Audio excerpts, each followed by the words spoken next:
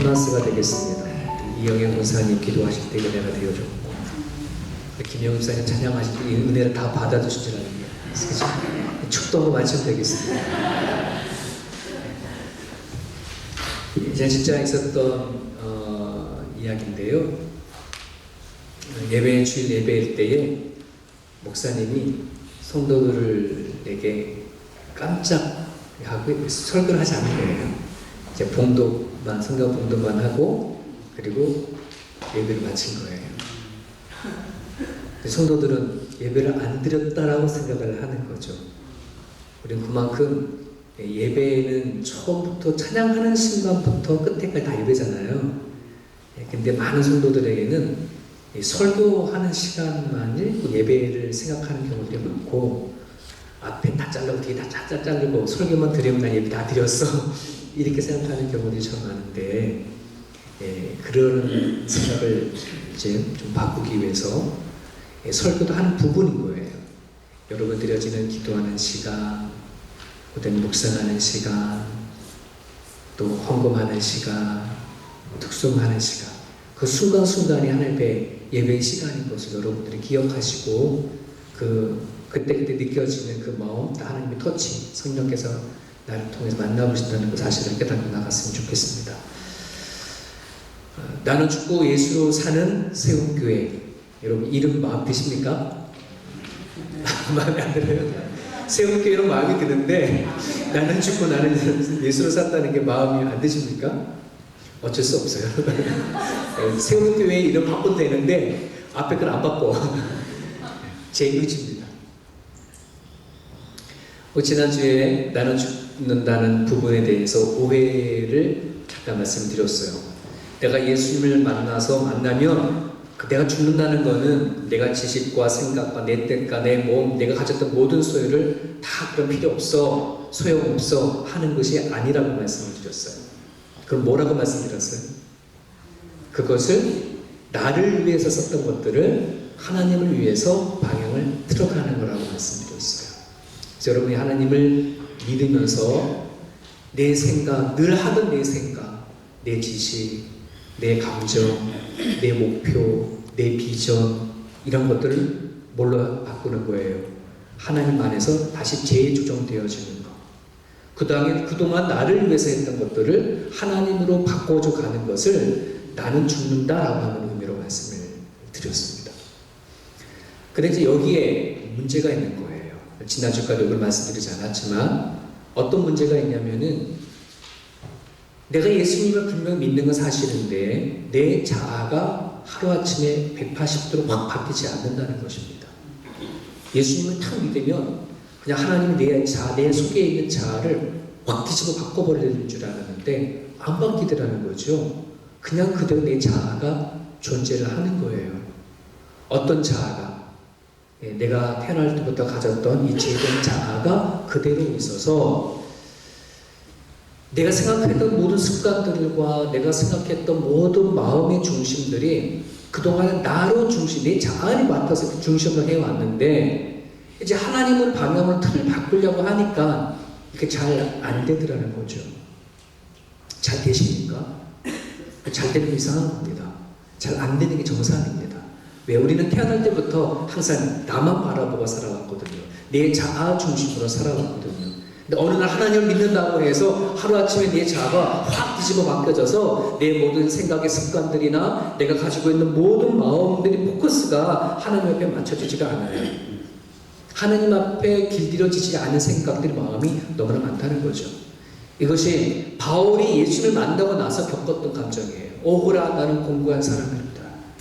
내 마음에 하나님의 법이 있고 내 마음에 또 나의 법이 있구나. 이것이 매일같이 늘 싸운다고 하는 그런 고백을 해왔던 것이죠. 생각의 습관이라고 하는 책을 쓴 일본의 학자가 있습니다. 사토 도미오라고 하는 사람인데 이 사람은 이 책을 통해서 무엇을 정립했냐면 실천 성공 과학이라고 하는 학문을 정립을 했어요. 도대체 이 정확한 정의가 어떤 건지 잘 모르겠지만 이 실천 성공 과학이라고 하는 이 학문을 정립하면서 이 사람이 주장하는 것이 있습니다. 뭐냐면 우리 인간은 진화에 걸쳐서 약 2억 년이라고 하는 시간에 걸쳐서 우리 인간이 존재를 했다고 한다면 우리 인간 안에는 성공 유전자가 존재를 한다. 그 성공 유전자는 너무나 오랜 세월을 걸쳐서 기가 막힌 그런 유전자를 우리는 갖게 되어졌다라고 그렇게 생각을 하죠. 그래서 그 성공 유전자에게 말과 상상력을 계속해서 공급해주면 그 사람이 어떠한 무엇을 하더라도 반드시 성공한다라고 하는 학문이에요.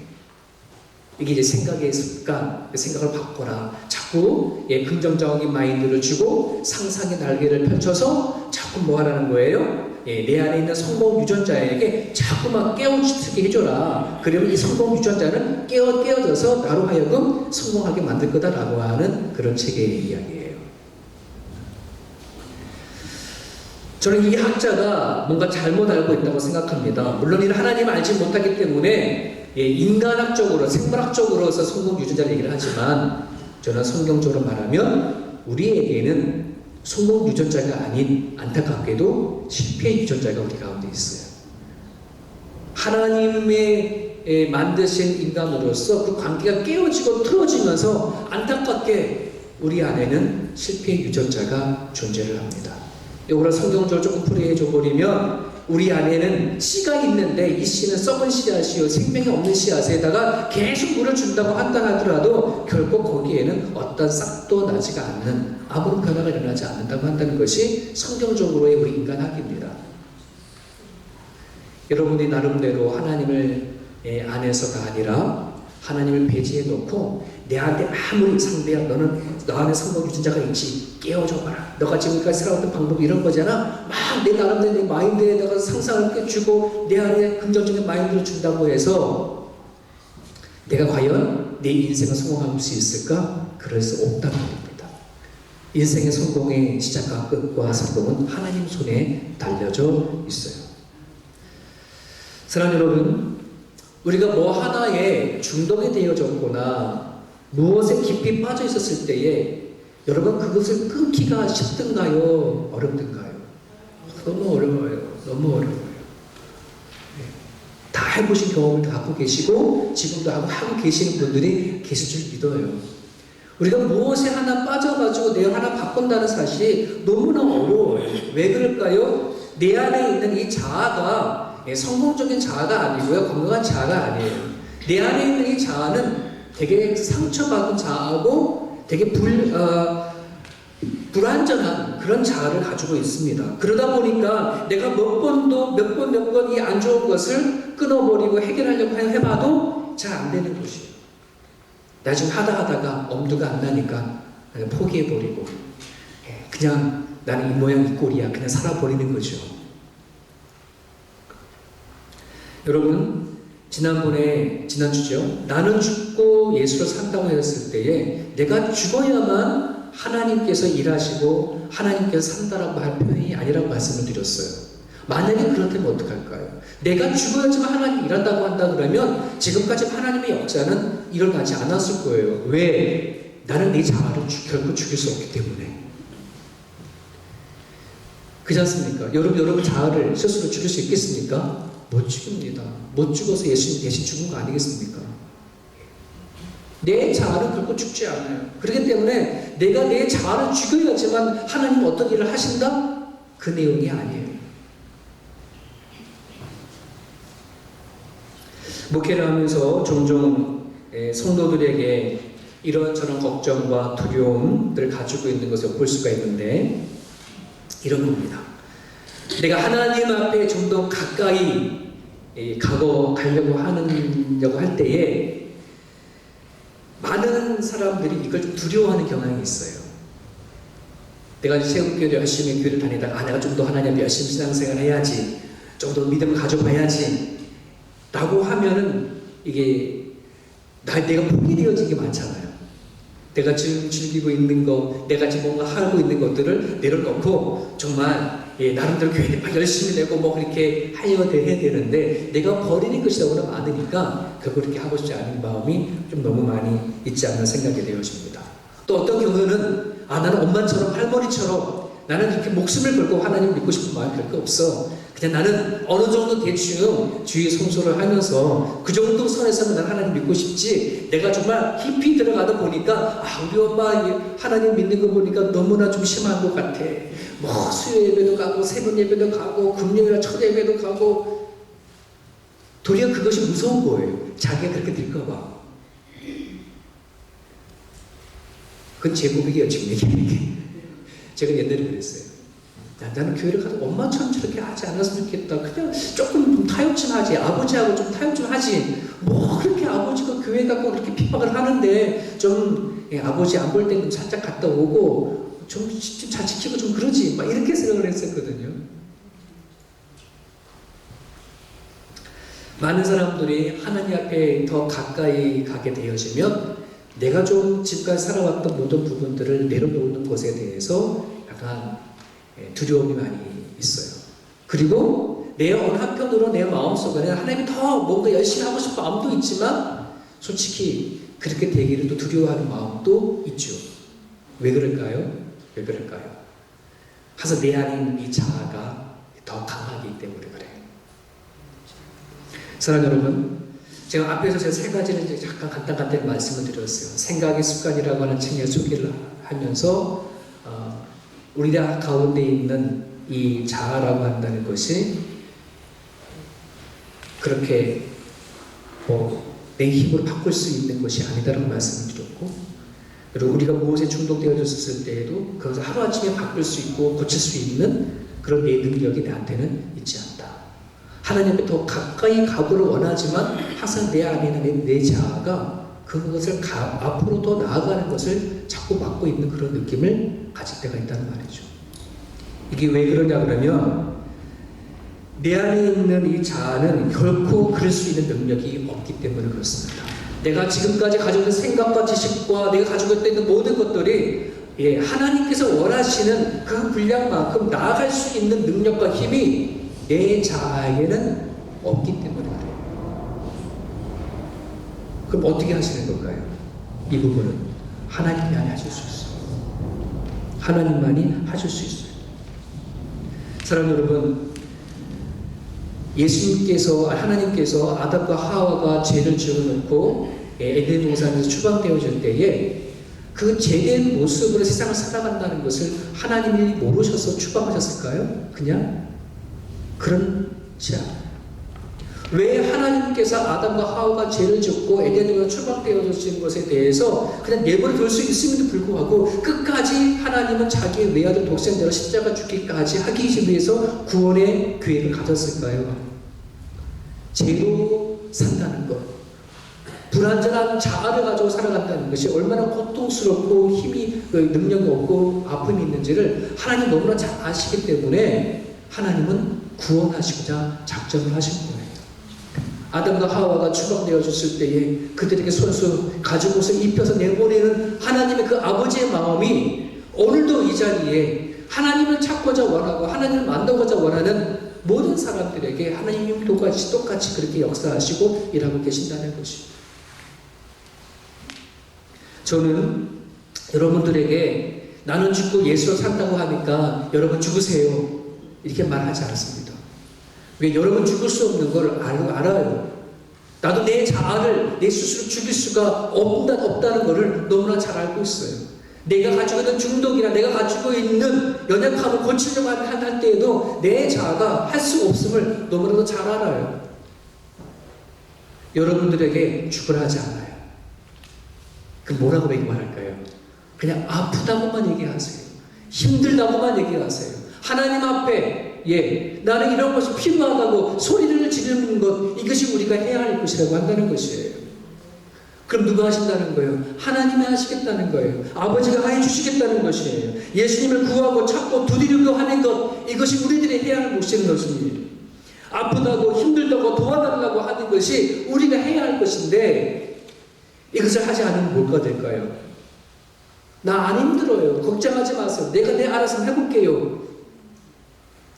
하나님보다는 내가 아직도 더 살아있다고 하는 증거이지요. 내가 죽는다고 한다는 표현은 다른 게 아니에요. 여러분들이 하나님 아니면 안 됩니다 라고 하는 그런 마음을 가지고 아프고 때 힘들 때 그냥 하나님 앞에 뭐 하는 거예요? 그냥 가지고 나가면 되는 거예요. 여러분 스스로 내 자랑 죽일 필요가 없어요. 예수님이 뭐 하기 때문에 여러분 대신에 죽어주셨으니까. 믿으시면 안 돼요. 여러분 목숨 죽으라 소리 하지 않을게요. 그냥 힘들면 갖고 나가는 거예요. 하나님 앞에. 하는 여러분을 여쭤볼게요. 바울이 예수님을 만나기 전에 어떤 사람이었던 거를 성경을 통해서 많이 들어서 알고 계시죠? 잘 나가던 사람이었어요? 지질이 궁상으로 부살던 사람이었어요? 잘 나가던 사람이었어요. 당대에 그 바울이 예수님 만나기 전에 사울이었던 그 사울처럼 되고 싶었던 사람들이 숱하게 많았어요. 좋은 가문에 태어났고 모든 권력과 모든 부와 모든 지식까지 다 가지고 있었던 사람이 사울이었잖아요. 근데 그가 예수님을 만나고 나서 그 이후에 살았던 삶의 모습을 보면 우리가 흠모할 만한 모습인가요? 아니면 좀 나는 저렇게 살고 싶지 않아 하는 모습인가요? 우리는 저렇게 살고 싶지 않은 것이죠. 바울이 자기가 살았던 모든 사람을 다 내려놓고 아마 텐트 천막고치는 아마 그런 기술을 갖고 있으셨나 봐요. 공부만 잘하지는 말았더니 공부 말고 또 다른 손기술도 좀 있었던 것 같아요. 그거를 가지고 온 세계를 돌아다니면서 복음을 들고 뭐 한 거예요? 참 많이 장돌뱅이처럼 그렇게 살았어요. 그냥 그렇게 돌아다니면서 산 것도 아니고 복음 전하다가 수많은 위험도 당하고 매도 맞고 감옥에서도 수없이 가고. 여러분 우리가 흠모할 만한 삶은 아니잖아요. 자, 그러면 바울의 입장에서 봅시다. 그럼 바울이 나중에 그렇게 살다가 죽은 다음에 만약에 바울에게 두 번째 인생이 주어진다면 바울은 다시 이 땅에 태어났을 때 앞에 예수님 만나기 전의 모습으로 태어나려고 할까요? 예수님 만난 이후의 삶으로 보내달라고 할까요? 어떤 거예요? 전자의 후자예요? 왜요?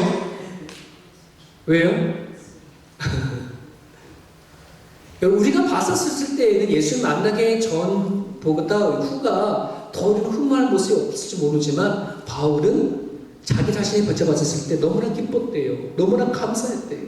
그래서 바울의 쓴 편지를 보게 되어지면 구구절절 나를 본받아라. 내 기쁨을 너가 갖기를 원한다. 내가 감사하니 감사가 너희들한테 있기를 원한다고 계속해서 얘기를 해나가잖아요. 아이고 바울은 특별한 사람이니까 그러지. 아니에요. 예수를 만난 사람이면 특별한 사람 아닌 모든 사람이 일반적으로 다 그래요. 저는 뭐 특별나서 목사 됐습니까? 아니에요. 저는 정말 평범하게 그지없는 그런 존재가 이 호주 여기까지 와가지고 여러분의 목사로 설교를 하고 있잖아요. 호주에 손도 없고 다리도 없이 태어난 리 부이치치라고 지금도 많은 젊은 청년들에게 영향력을 끼치고 하는 그분 아시죠? 목사님의 아들로 태어나지 않습니까? 그가 살아계신 예수님을 물론 당신의 아버지가 하나님 목사였지만 자기가 아직 만나지 않았었거든요. 예수를 만나기 전에 이 부이치치는 자기를 참 많이 비관을 했다고 합니다. 자살하려고 많이 시도도 했었고, 그러나 그가 예수를 만나고 나서는 자기의 존재가 어떤 것인지 깨달아서 그 어느 누구보다도 기쁨과 감사 속에서 살아가고 있잖아요. 한 인터뷰 기자가 인터뷰하면서 뭐라 그랬습니까? 당신이 다음에 다시 태어날 때 어떤 모습으로 태어나느냐? 나는 하나님을 알지 못하는 온전한 모습보다는 손이 없고 다리가 없어도 예수님을 만나 살아가는 지금의 모습으로 또다시 태어나는 것이 나는 더 기쁘다, 더 감사하다. 그럼 빈말이 아니에요. 실질적으로 일어나는 고백이지 않습니까? 여러분들에게 그런 기쁨과 감사가 있습니까? 내가 예수를 만나기 전에는, 하나님을 만나기 전에는 정말 예수님 믿고 저렇게 살아가는 저런 모습이 되게 힘들 것 같아요. 나는 저런 인생을 살고 싶지 않을 거라고 생각할지 모르겠어요. 하지만 그렇게 생각하는 여러분이 진짜 하나님을 만난다면요, 아마 그 사람들보다 더 할지도 몰라요. 제가 만난 하나님을 여러분들이 하나님을 만났더라면 아무나 저보다도 더 목숨 걸고 신앙생활 할지도 모르겠어요.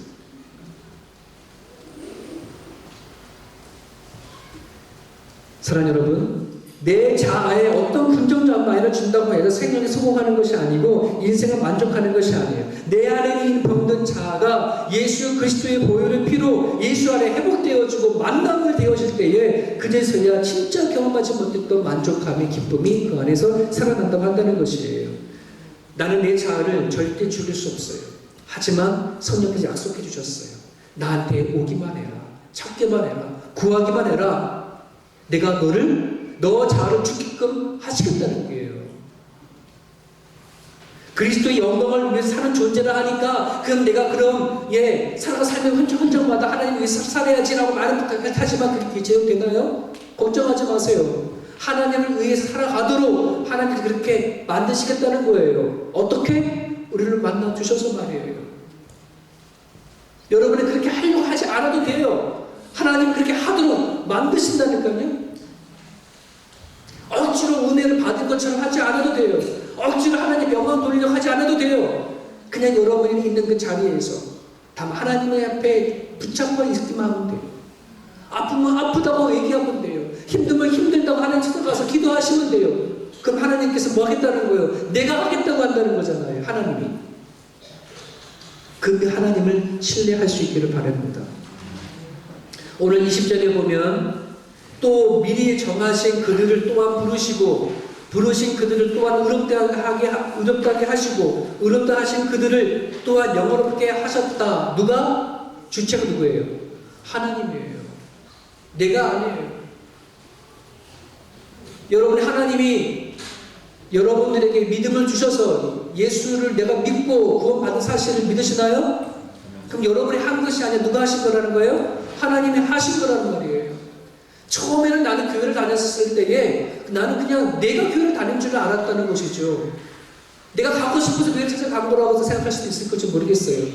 그러나 그게 아니라는 것입니다. 미리 정하신 분도 하나님이에요. 구원시키신 분도 하나님이에요. 여러분을 통해서 영원롭게 죽은 다음 천국으로 인도하시는 분도 누구다? 하나님이 하시겠다는 거예요. 요한복음 15장 5절에 나를 떠나서는 너희가 아무것도 할 수 없어. 이렇게 예수님께서 말씀하신 거예요. 하나님을 떠나서는 여러분 스스로 무엇가 되어줄 수 없다는 사실을 기억을 했으면 좋겠습니다. 여기서 여러분 하나 여쭤볼게요. 여러분 하나님의 의지가 있고 여러분의 의지가 개인적인 여러분 의지가 있다고 한다면 예수님의 하나님의 의지가 클까요? 여러분의 의지가 클까요? 내 의지가 더 클까요? 좀 예를 좀 더 쉽게 얘기할게요. 제 아들 지온이의 의지가 있지요. 자기 의지가 왜 없겠습니까? 인간인데. 지온의 의지가 있고 아버지 제 의지가 있어요. 그러면 지온의 의지가 클까요? 제 의지가 클까요? 제 의지가 커요. 예를 들어 아들이 뭔가 하려고 한다고 하면 그죠? 근데 아버지로서 봤었을 때에 제 의지를 잘못되었을 때 꺾을 수 있어요? 없어요? 네? 꺾을 수 있어요. 만약에 안 꺾을래, 나는 안 꺾는다라고 한다면은 난 아버지가 아닐 수도 있을지 몰라. 다른 사람, 아저씨 같은 경우는 가만 내버려 둬버리지. 근데 이 아들의 의지가 있고 내 의지가 있는데 아버지가 받았을 때 이 아들이 가고 있는 하는 짓이 잘못되어졌거나 문제가 있거나 방향이 틀리다 그러면 어떻게 했다는 거예요? 아버지가 얘를 바뀌겠다는 의지가 있지요. 만약에 얘가 아버지 아무리 의지가 있어도 내가 지금 강하니까 내 멋대로 할 거야. 뭐 하는 거예요? 내버려 두는 거예요. 내버려 두는 것도 뭐 하는 거예요? 아버지 의지예요. 또 그 패서 끌고 오는 것도 아버지 의지예요. 여러분, 하나님의 의지가 있어요. 내 의지가 있어요. 내 의지를 가지고 하나님 의지를 하겠습니까? 성경에 보세요. 이 세상을 지금까지 내 인간의 의지를 가지고 하나님을 한 번이라도 뒤흔 적이 있을까요? 없어요. 하나님의 주권이에요, 그게. 하나님은 하시면 인간이 뭐 어떻게 저떻게 해서 하나님 바꾸지 않으세요. 하나님은 의지로 세상을 다스려 가시는 분이 여호와 하나님이에요. 로마서 9장에 보면 이런 말씀이 있어요. 너희들이 국률을 바꾸자 싶어서 너희들이 나한테 막 하나님 나에게 자비를 베풀어 주세요, 국률을 주세요 라고 할 때에서 하나님 너한테 국률을 주실 거냐? 너네들이 무엇을 한다고 해서 국률을 주는 게 아니야. 하나님이 국률이 받을 자에게 국률을 하면 주시고 자비함을 받을 사람에게 자비함을 주신다고 분명히 얘기하시는 거예요. 누구에서 달려있는 거예요? 하나님.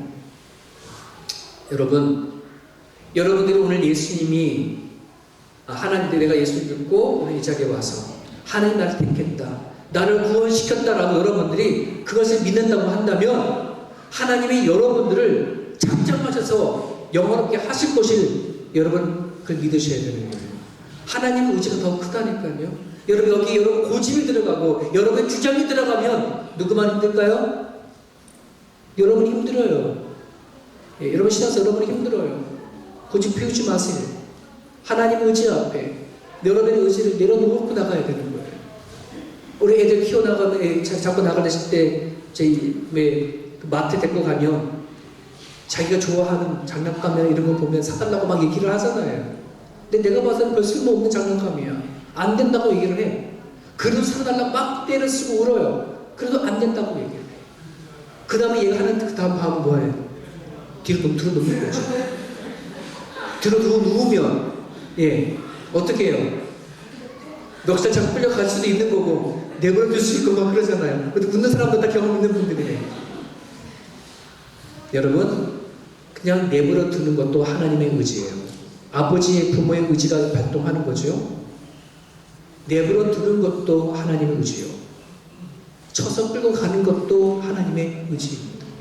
성경에 보면 하나님께서 당신이 선택한 사람을 향하여서 의지를 품고 반드시 하나님의 사람으로 세워나가는 것을 하나님은 성경을 통해서 말씀하고 계셔요. 여러분이 하나님을 아버지라 기도하잖아요. 하나님을 하나님이라고 기도하잖아요. 그 하나님이 여러분들에게 아무 나한테 관심이 없을 거야 그렇게 생각하지 마세요. 하나님이 이미 여러분들을 이 자리에 앉혀놓고 예배하고 하신 그 이상 하나님은 여러분을 책임지고 뭐 하시겠다는 거예요? 끌고 가시겠다는 거예요. 구원시키시고 영원롭게 하시겠다는 거예요. 내가 하나님의 택한 자녀가 된 만큼은 내가 포기하지 않겠다는 거예요. 이게 누구예요? 하나님이에요. 이 싸움에서 여러분들이 내가 아무것도 아니에요 나 포기해버리고 하나님 앞에 그냥 가지고 나가는 게 속편한 거예요. 아버지 앞에 나아가는 거 나 모든 맡겨 나갈 때 가는 것이 가장 지혜로운 것이에요. 내가 죽고 한다는 것을 내가 죽는 게 아니라 그냥 뭐예요? 자원하게 하나님 그렇게 이끌어 나가시고 맡기고 아프면 아프다고 얘기하세요. 힘들면 힘들다고 얘기를 하세요. 여러분이 스스로 참고 내가 한번 견뎌보겠다 하지 마세요. 그건 고집이에요.